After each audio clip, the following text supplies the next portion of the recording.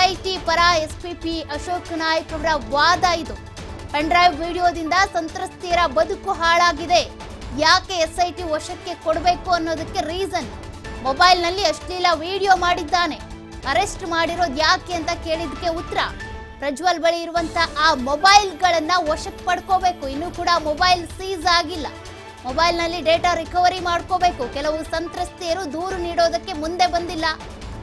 ಈಗ ಒಬ್ಬ ವಿಕೃತ ಕಾಮಿ ಅಂತ ಅನಿಸ್ತಾ ಇದೆ ಈತ. ಹಾಗಾಗಿ ಎಲ್ಲಾ ಮಹಿಳೆಯರ ಮುಖ ಮತ್ತು ದೇಹ ಕಾಣಿಸ್ತಾ ಇದೆ. ಈ ವಿಡಿಯೋಗಳೆಲ್ಲ ಆತನ ಮೊಬೈಲ್ನಲ್ಲಿದ್ದಾವೆ. ಮೊಬೈಲನ್ನು ವಶಕ್ಕೆ ಪಡ್ಕೋಬೇಕು, ಮೊಬೈಲ್ನಲ್ಲಿದ್ದಂಥ ಡೇಟಾ ರಿಕವರಿ ಮಾಡ್ಕೋಬೇಕು.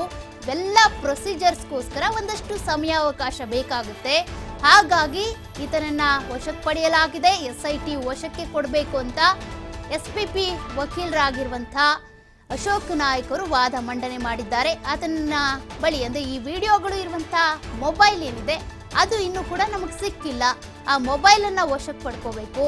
ಹಾಗಾಗಿ ನಮಗೆ ಎಸ್ಐಟಿ ಅವರಿಗೆ ವಶಕ್ಕೆ ಕೊಡಿ ಆರೋಪಿ ಪ್ರಜ್ವಲ್ನನ್ನ ಅಂತ ಎಸ್ಪಿಪಿ ವಕೀಲರು ಅಶೋಕ್ ನಾಯ್ಕ್ ಅವರು ವಾದವನ್ನ ಮಾಡಿರುವಂಥದ್ದು. ಈಗಾಗಲೇ ಪ್ರಜ್ವಲ್ ಕೇಸ್ನಲ್ಲಿ ವಾದ ಮಾಡ್ತಿರುವಂತ ಅಶೋಕ್ ನಾಯ್ಕ್ ಅವರೇನಿದ್ದಾರೆ, ಹಿಂದೆ ರೇವಣ್ಣ ಎಚ್ ಡಿ ರೇವಣ್ಣ ಅವರ ಕೇಸ್ನಲ್ಲೂ ಕೂಡ ಇವರೇ ವಾದ ಮಂಡನೆ ಮಾಡಿತ್ತು.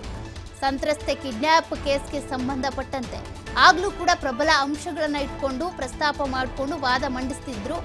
ಈಗಲೂ ಕೂಡ ಕಟಕಟೆಯಲ್ಲಿ ನಿಂತಿರುವಂತಹ ಪ್ರಜ್ವಲ್ನನ್ನ ಯಾಕೆ ಎಸ್ಐಟಿ ವಶಕ್ಕೆ ಪಡ್ಕೋಬೇಕು, ಯಾಕೆ ಅರೆಸ್ಟ್ ಮಾಡಿದ್ದೇವೆ, ಅದೆಲ್ಲದ್ರ ಬಗ್ಗೆ ಕೂಡ ಒಂದಷ್ಟು ಸ್ಟ್ರಾಂಗ್ ಆಗಿರುವಂತ ಎವಿಡೆನ್ಸ್ಗಳನ್ನ ಇಟ್ಕೊಂಡು ಮಾತನಾಡ್ತಾ ಇದ್ದಾರೆ. ಪೆನ್ಡ್ರೈವ್ ವಿಡಿಯೋದಿಂದಾಗಿ ಸಂತ್ರಸ್ತೆಯರ ಬದುಕು ಹಾಳಾಗಿ ಹೋಗಿದೆ. ಅದೇ ರೀತಿಯಾಗಿ ಇನ್ನೂ ಹಲವು ಸಂತ್ರಸ್ತೆಯರು ಕಂಪ್ಲೇಂಟ್ ಕೊಟ್ಟಿಲ್ಲ. ಅವರು ಕಂಪ್ಲೇಂಟ್ ಕೊಡ್ಬೇಕಂದ್ರೆ ಈತ ಎಸ್ಐಟಿ ವಶದಲ್ಲೇ ಇರಬೇಕಾಗುತ್ತೆ.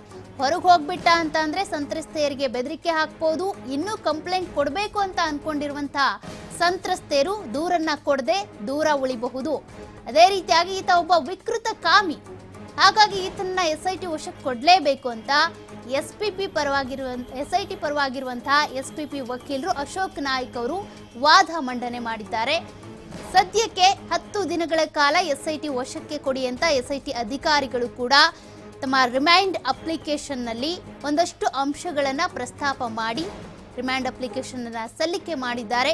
ಎಷ್ಟು ದಿನಗಳ ಕಾಲ ಎಸ್ಐಟಿ ವಶಕ್ಕೆ ಕೊಡಲಾಗುತ್ತೆ, ಇನ್ನು ಏನೆಲ್ಲ ವಿಚಾರಣೆ ಆಗುತ್ತೆ, ಆರೋಪಿ ಪ್ರಜ್ವಲ್ಗೆ ಏನ್ ಪ್ರಶ್ನೆಗಳನ್ನ ಕೇಳ್ತಾರೆ, ಅದೇ ರೀತಿಯಾಗಿ ಎಸ್ಪಿಪಿ ವಕೀಲರಾಗಿರುವಂತ ಅಶೋಕ್ ನಾಯ್ಕ್ ಅವರೇನಿದ್ದಾರೆ ಇನ್ನು ಏನೆಲ್ಲ ಅಂಶಗಳನ್ನ ಪ್ರಸ್ತಾಪ ಮಾಡ್ತಾರೆ.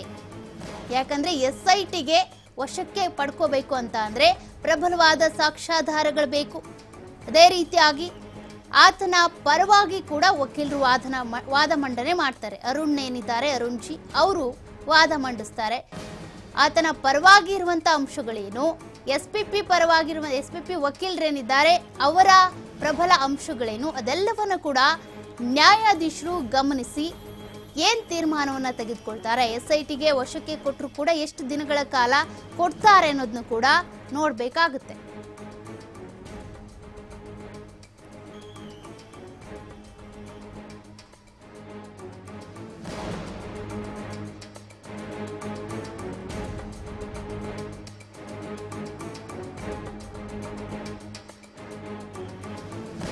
ಈಗಾಗಲೇ ಆರೋಪಿ ಪ್ರಜ್ವಲ್ ರೇವಣ್ಣ ಕಟಕಟೆಯಲ್ಲಿ ನಿಂತಿರುವಂತದ್ದು. ಕಟಕಟೆಯಲ್ಲಿ ಈಗಾಗಲೇ ನ್ಯಾಯಾಧೀಶರು ಪ್ರಜ್ವಲ್ಗೂ ಕೂಡ ಪ್ರಶ್ನೆ ಮಾಡಿದ್ದಾರೆ. ಹೆಸರೇನು ಅಂತ ಕೇಳಿದ್ದಾರೆ.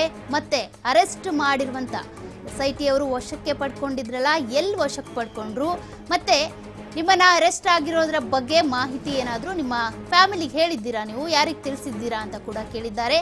ಅದಾದ ಬಳಿಕ ಪ್ರಜ್ವಲ್ ಉತ್ತರ ಕೊಟ್ಟಿರುವಂಥದ್ದು, ನನ್ನ ತಂದೆಗೆ ಮಾಹಿತಿ ಕೊಟ್ಟಿದ್ದೇನೆ ಅಂತ. ಅದಾದ ಬಳಿಕ ವಕೀಲರ ವಾದ ಶುರುವಾಗುತ್ತೆ. ಎಸ್ಐಟಿ ಪರವಾಗಿ ಇರುವಂತಹ ಎಸ್ಪಿಪಿ ಅಶೋಕ್ ನಾಯ್ಕ್ ಏನಿದ್ದಾರೆ ಅವರು ವಾದವನ್ನ ಮಂಡನೆ ಮಾಡ್ತಾ ಇದ್ದಾರೆ. ಮೊದಲು ನ್ಯಾಯಾಧೀಶರು ಕ್ವಶನ್ ಮಾಡಿರುವಂಥದ್ದು, ಈ ಹಳೆ ಕಥೆಗಳನ್ನೆಲ್ಲ ಬಿಟ್ಬಿಡಿ, ಸದ್ಯಕ್ಕೆ ಆರೋಪಿ ಪ್ರಜ್ವಲ್ನನ್ನ ಅರೆಸ್ಟ್ ಮಾಡಿದ್ದು ಯಾಕೆ, ಏನ್ ರೀಸನ್ ಇದೆ, ಏನ್ ಎವಿಡೆನ್ಸ್ ಇದೆ. ಅದಕ್ಕೆ ಹೇಳಿರುವಂಥದ್ದು ವಿಡಿಯೋ ರೆಕಾರ್ಡ್ಗಳಿದ್ದಾವೆ, ಆತನ ಮೊಬೈಲ್ನಲ್ಲಿ ವಿಡಿಯೋಗಳಿದ್ದಾವೆ. ಆ ಮೊಬೈಲ್ನೆಲ್ಲ ನಾವು ವಶಕ್ಕೆ ಪಡ್ಕೊಳ್ಬೇಕು, ರಿಕವರಿ ಮಾಡಬೇಕು. ಆತನ ವಿಡಿಯೋಗಳಿಂದಾಗಿ ಆತ ದೌರ್ಜನ್ಯ ಎಸಗಿರೋದ್ರಿಂದಾಗಿ ಸಾಕಷ್ಟು ಮಹಿಳೆಯರ ಬದುಕು ಹಾಳಾಗಿದೆ ಅಂತ ಅಶೋಕ್ ನಾಯ್ಕ್ ಅವರು ವಾದ ಮಂಡನೆ ಮಾಡಿದ್ದಾರೆ. ಅಷ್ಟೇ ಅಲ್ಲ, SITಗೆ ಯಾಕೆ ವಶಕ್ಕೆ ಕೊಡಬೇಕು ಅನ್ನುವಂಥ ಪ್ರಶ್ನೆಗೂ ಕೂಡ ಉತ್ತರ ಕೊಟ್ಟಿದ್ದಾರೆ. ಹೆಚ್ಚಿನ ವಿಚಾರಣೆ ನಡೆಸಬೇಕಿದೆ, ಸ್ಥಳ ಮಹಜರು ಮಾಡಬೇಕು, ಅದಾದ ಮೇಲೆ ಕೂಡ ಮೆಡಿಕಲ್ ಟೆಸ್ಟ್, ಅಂದರೆ ಈಗ ನಡೆದಿರುವಂಥ ಮೆಡಿಕಲ್ ಟೆಸ್ಟ್ ಬೇರೆ, ಆತ ವಿದೇಶದಿಂದ ಬಂದ ಮೇಲೆ ನಡೆದಿರುವಂಥದ್ದು normally BP, sugar, urine test, heart ಬೀಟ್ಗೆ ಸಂಬಂಧಪಟ್ಟಂತೆ ನಡೆದಿರುವಂಥ ಟೆಸ್ಟ್.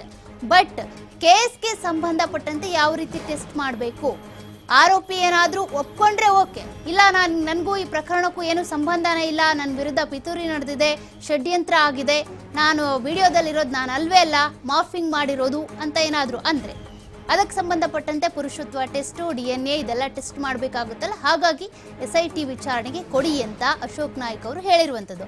ಅಷ್ಟೇ ಅಲ್ಲ, ಪ್ರಭಾವಿ ವ್ಯಕ್ತಿ ಆಗಿರೋದ್ರಿಂದ ಈಗಾಗಲೇ HD ರೇವಣ್ಣ ಅವರ ವಿಚಾರಣೆ ಸಂದರ್ಭದಲ್ಲೂ ಕೂಡ ಇದೇ ಅಂಶ ಬೆಳಕಿಗೆ ಬಂದಿತ್ತು, ಇದನ್ನೇ ಪ್ರಸ್ತಾಪ ಮಾಡಿದ್ರು ಅಶೋಕ್ ನಾಯ್ಕ್ ಅವರು. ಅಂದರೆ ಪ್ರಭಾವಿ ವ್ಯಕ್ತಿ ಆಗಿರೋದ್ರಿಂದ ಹೊರಗಡೆ ಹೋದ್ರು ಅಂತ ಅಂದರೆ ಈ ಸಂತ್ರಸ್ತೆಯರನ್ನು ಕೂಡ ಹೆದರಿಸ್ಬೋದು, ಅವರು ಮತ್ತೆ ಕಂಪ್ಲೇಂಟ್ ಕೊಡೋದಕ್ಕೆ ಮುಂದೆ ಬರದೇ ಇರ್ಬೋದು.